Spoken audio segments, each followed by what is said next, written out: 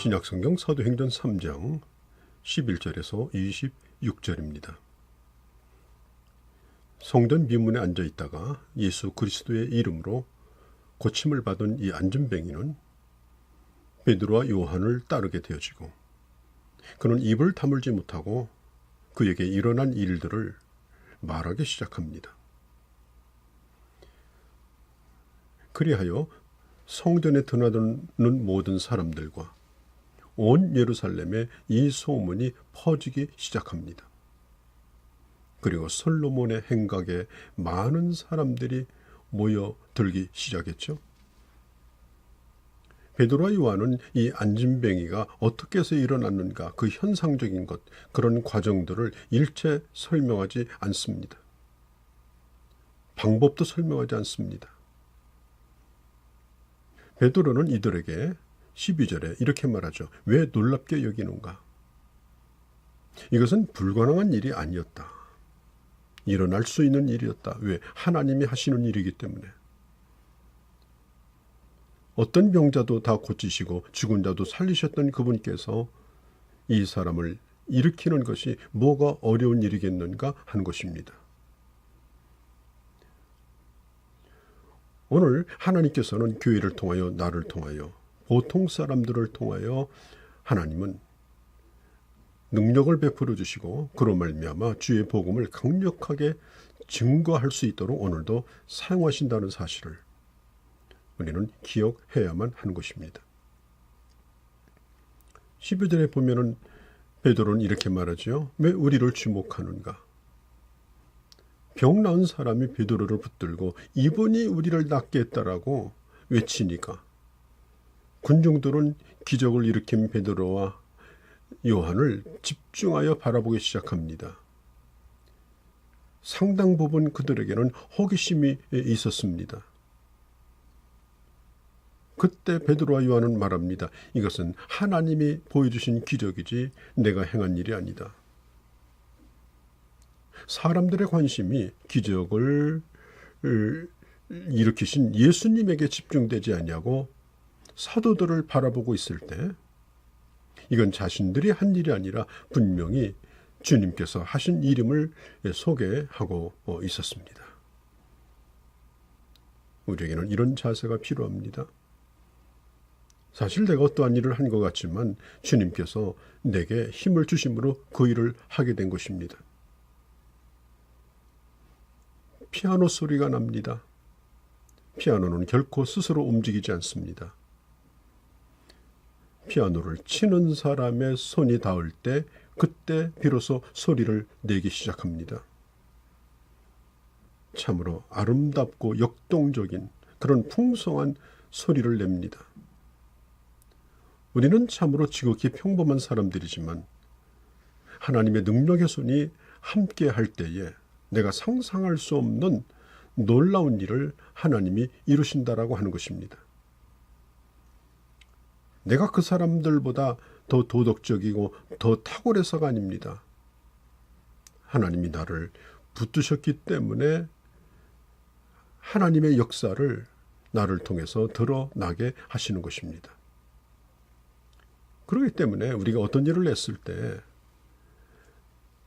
남이 알아주든지 알아주지 않든지 이런 이야기를 할 필요가 없습니다. 하나님이 하신 일이기 때문에 하나님께 영광만 돌리고 끝나야 되는 일이죠. 자, 베드로는 계속해서 예수 그리스도에 대하여 설명하는데 14절에 보니까 빌라도가 예수님이 죄가 없음을 알고도 그는 재판을 제대로 하지를 못했습니다. 예수님을 도와주고 싶었지만은 그러나 대제사장과 장로들 또 그들의 선동을 받은 이 군중들의 압박에 못 이겨서 결국 바나바를 놔주고 예수님을 죽여달라고 요청을 합니다.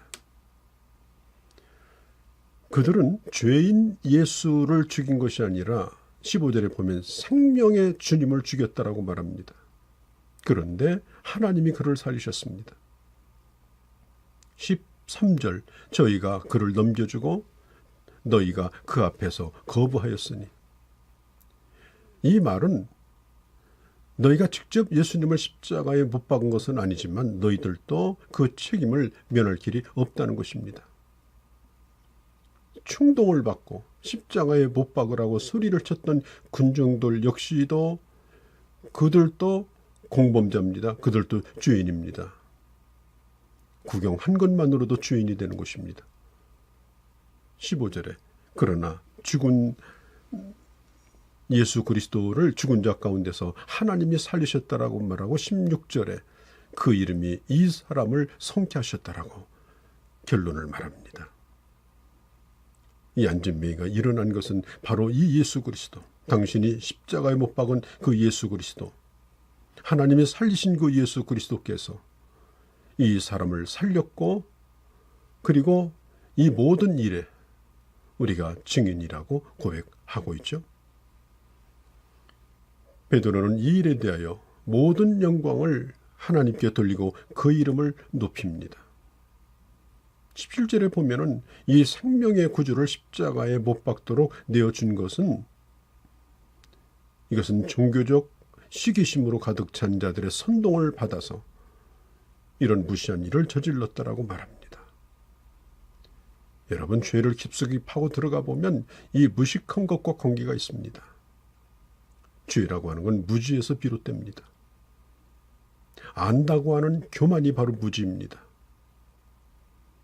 회개는 지난날의 무지를 오늘 깨닫게 되어지고 자신의 무지했음을 인정하고 돌이키는 것, 깨끗하게 돌이키는 것, 그 잘못을 시인하는 것. 내가 잘났다고 그동안에 열심히 떠들었는데 보니 아무것도 아니라는 것을 그대로 인정하는 것. 그게 바로 회개인 것입니다. 당신들은 몰라서 예수 그리스도를 그렇게 십자가에 못 박았다라고 증거하고 있죠. 그런데 예수 그리스도께서 이 고난을 받으시는 것에 대하여 선지자들의 입을 빌어 하나님이 이미 약속하셨고 그리고 그 약속이 이루어졌다라고 말합니다.